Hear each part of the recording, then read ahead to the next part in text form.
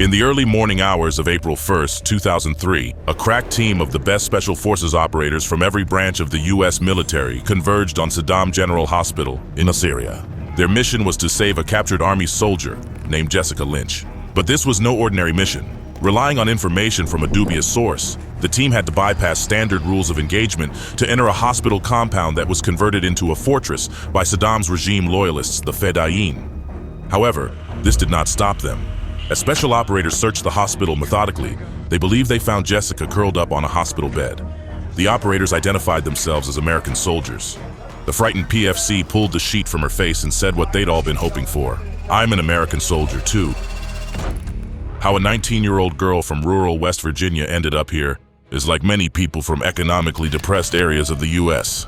Frustrated at the lack of job opportunities and with no way to pay for college, Jessica joined the Army as a way to fund her education to become a school teacher. But she'd have to finish her service first. In March 2003, Jessica's unit, the 507th Maintenance Company, was part of a massive 150,000-strong invasion force that launched operations into Iraq on March 18th. Unlike the Gulf War, there would be no famous right hook trapping the Iraqi army in southern Iraq. Instead, U.S. forces were making a beeline straight for the Iraqi capital of Baghdad. To accomplish this lightning-fast blitz, the convoys did not stop moving after breaching the Iraqi border on March 18th. For 5 days, Jessica's platoon of roughly 33 soldiers and 18 vehicles made up the rear of a 600-vehicle column that stretched for miles. In the beginning, everything was fine. However, due to constant vehicle breakdowns, her platoon's advance had slowed to a snail's pace by the morning of Sunday, March 23rd. Now, outside of radio contact with the main convoy, her platoon took a wrong turn in the Iraqi city of Nasiriyah. This is when the situation deteriorated rapidly. Roughly 250 Iraqi militiamen belonging to Saddam's Fedayeen militia were dug in on several side streets near the center of town. As the convoy turned down the wrong street, they came literally face to face with the enemy. Instantly, intense gunfire erupted from every window, rooftop, and street. The initial volleys of fire destroyed several trucks as U.S. troops tried to fight back. Although some fought valiantly, many were overwhelmed by fire after their weapons jammed, including Jessica's. By the time U.S. Marines arrived on the scene to assist, all they found were 10 destroyed vehicles, thousands of bullet casings, and evidence of casualties remained. Although they did not know it at the time, Jessica and 6 other soldiers had been captured alive. In the immediate aftermath of the surprise attack, the U.S. military had no idea Jessica was even captured. Because there were no bodies, the military initially listed the soldiers from this surprise attack as missing in action. Jessica was alive, but not so well. Fedayeen fighters pulled Jessica and her best friend from their ruined Humvee that had crashed into the back of a truck, which caused Jessica severe injuries. Although Jessica does not remember it, the medical evidence on her body showed that after being pulled out, Iraqi militiamen took her to a nearby Iraqi military hospital. However, upon seeing how grievously injured she was from 2 broken legs, a broken foot, a broken arm, a broken back, several cracked ribs, and a serious head injury, the Iraqis transferred her to Saddam General Hospital. It was here around 10 o'clock that morning that Jessica came to and realized she was not dead, but in incredible pain. She could barely talk and was lucky to be alive after sympathetic Iraqi staff saved her life with multiple blood transfusions. Although still officially listed as missing in action, word soon spread amongst Iraqi leadership that a female American soldier had been captured. U.S. military aircraft and intelligence units began collecting these signals and soon realized that she was alive somewhere. However, they did not know where, and even if they did, it would not be easy. Unlike most of the campaign so far, the roughly 7,000 Fedayeen fighters in Nasiriyah decided to stand and fight. Reinforced with prepared positions, huge stockpiles of supplies and arms, these fighters were determined to make Nasiriyah their grave. Because of this, though the U.S. knew from radio chatter and captured fighters that Jessica was somewhere in the city, they did not know where. That is until an Iraqi lawyer named Mohammed Odeh al-Rayhaif came forward. On the morning of March 30th, Mohammed cautiously approached a Marine checkpoint 6 miles outside of Nasiriyah.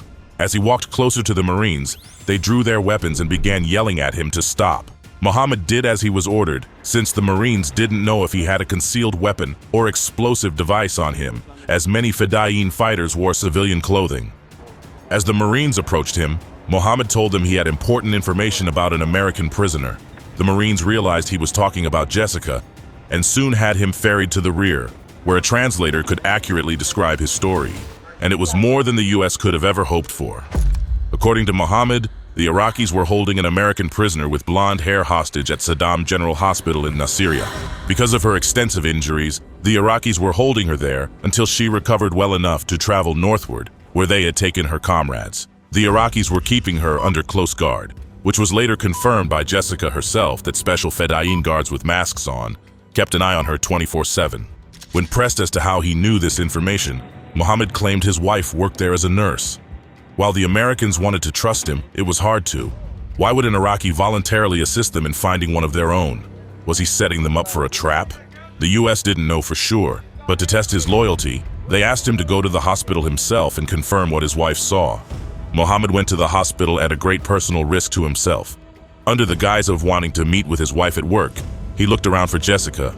At any moment, a curious Fedayeen guard could question Mohammed, and if he didn't provide a satisfactory answer, could detain him by force. After what seemed like an eternity, he found Jessica's room on the first floor and witnessed her being questioned by Iraqi officers. With this eyewitness account, Mohammed returned to American lines to report his findings. Convinced by Mohammed's report, the military corroborated his statements with satellite images and signals collection that confirmed an American was very likely being held at Saddam General. But getting to her would not be easy. The Saddam General Hospital was located deep inside enemy territory. It was a massive complex with 4 stories and a basement, 500 beds, and multiple surgical wards. Because of the intensity of the fighting, the hospital was overcrowded with hundreds of wounded soldiers and civilians who sought refuge there. This presented a huge problem. Under the laws of war, hospitals are almost unilaterally entirely off limits for military action. Even if the enemy is using a hospital as a military base, commanders must weigh the military benefit to the humanitarian disaster if taking action against a hospital. However, thankfully for them, the Iraqis gave them a good excuse to attack. According to their intelligence sources, the Iraqis had converted the hospital into a command post. Allegedly positioning civilians near military activity, Fedayeen commanders directed the fight across Nasiriyah from the hospital's basement. Additionally, the fighters stored large amounts of military supplies here that they were using to carry on the fight.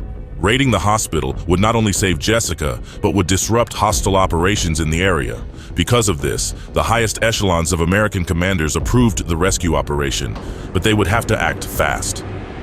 Due to the mounting pressure on the Fedayeen militia, American commanders were afraid fighters might evacuate Jessica before they could get her. The presence of a growing number of fighters around the hospital confirmed this fear. To get them away, Marines, as part of Task Force Tarawa, would launch a massive diversionary attack that evening to get the Fedayeen to fight them. With the enemy preoccupied, a massive convoy of Army Rangers would arrive on vehicles to set up a perimeter around the hospital. As the Rangers set up this cordon, 4 Black Hawk helicopters were to swoop in and land on the hospital grounds. The first 2 helicopters would carry 1 team of Delta Force operators and a squad of Navy SEALs. These 2 elements would make the initial entry and clear the hospital, while 2 teams of Rangers would come in behind to help secure prisoners and cover their rear. After getting approval that afternoon, the Rangers began rehearsing their portion all day.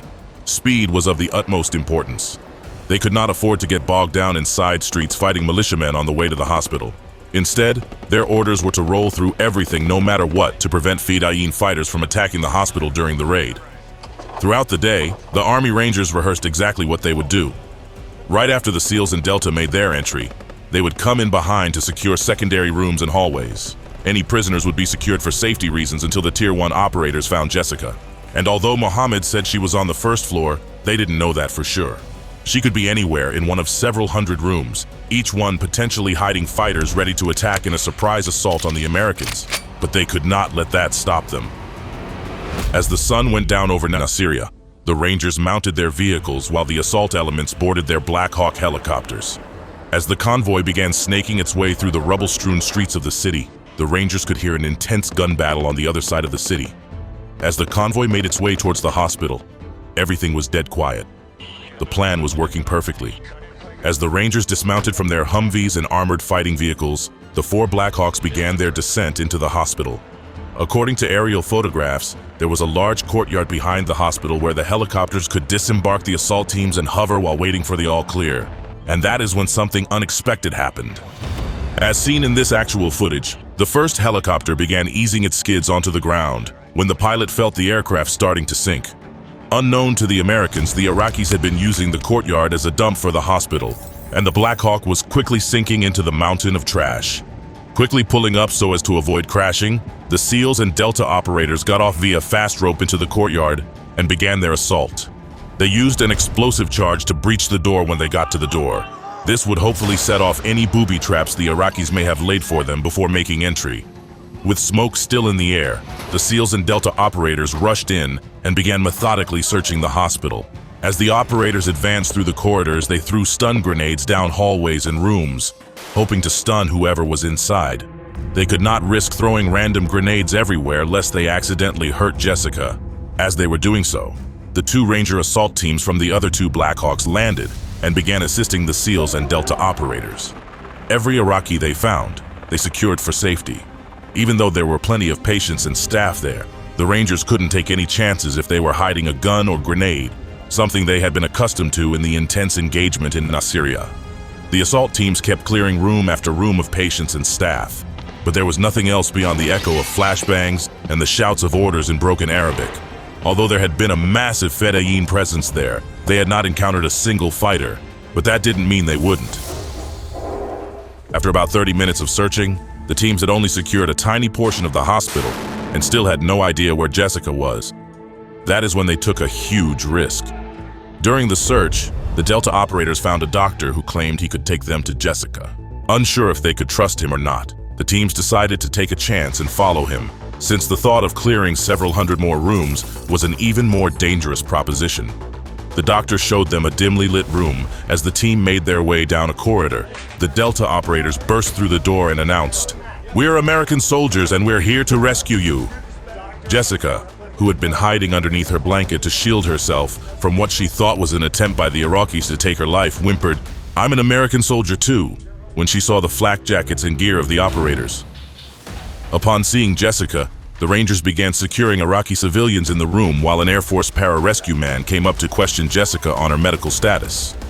These operators, known as PJs, are like special ops doctors who go into austere places alongside other special forces to provide advanced medical care while under fire. Now, these PJs are assessing Jessica to see what help she needs before they can move her. However, time is running out. As the PJ is talking to Jessica, gunfire erupts from the Rangers outside manning the perimeter. Although Jessica herself is not in danger, the Americans realize the Fedayeen were onto their trick, and they need to leave now before hundreds of gunmen begin swarming the hospital. As one team carried Jessica downstairs to a waiting helicopter outside, other teams searched the rest of the hospital. According to one of the ambulance drivers there, the Iraqis had 2 deceased Americans in the morgue, while 9 more were buried in a courtyard outside. Several Rangers investigated these claims, and to their horror, they turned out to be true. Among the remains of 11 personnel, 10 of them are Jessica's comrades from the surprise attack, including her best friend who succumbed to injuries at the hospital. As this is happening, Rangers begin clearing the basement to ensure there aren't any Fedayeen hiding down there. As they do so, to their surprise, their intel turns out to be 100% right. Strewn throughout the basement are large amounts of military supplies. However, the most intriguing thing is that the team captured this terrain map on film. This sand terrain map was used by Iraqi commanders to coordinate operations through the city. This proved without a doubt the Iraqis had been using the hospital as a command post, despite abandoning it just hours before the raid. After teams finished their sweep of the grounds, they had been there for around an hour, much longer than anticipated, and it was time to go. As Rangers loaded the bodies of the fallen Americans onto their vehicles, the Delta operators put Jessica onto a Black Hawk and took off, just as Fedayeen fighters renewed their assault on the perimeter. Once the Black Hawks were safely away, the rest of the Rangers mounted their vehicles and began a fighting withdrawal back to base. And although the raid had taken longer than expected and nearly ended in disaster because of the trash piles, Jessica was safe. After the Black Hawk landed at a nearby forward operating base, the PJs transported her to a waiting aircraft to be taken out of the country for more advanced treatment. Once on board, Jessica could finally smile for the first time since her capture, when a Delta operator handed her an American flag as the plane took off for Germany. You're doing wonderful, okay? Welcome back! Once out of the city, it would take the US another week to finally secure it. In the meantime, Jessica was transported to Lynch, Germany to recuperate from her various injuries. Although she was now free, her fellow soldiers would have to wait 12 more days when Marines recovered them from a secure location just outside of Baghdad. As for Mohammed, several months after the rescue, the U.S. government granted him and his family asylum. Despite major logistical and tactical challenges, the operation was still the first successful recovery mission for a missing soldier since World War II. Even with the lack of intelligence, a massive fortified hospital, an unseen dump, and a determined enemy. Bye for now.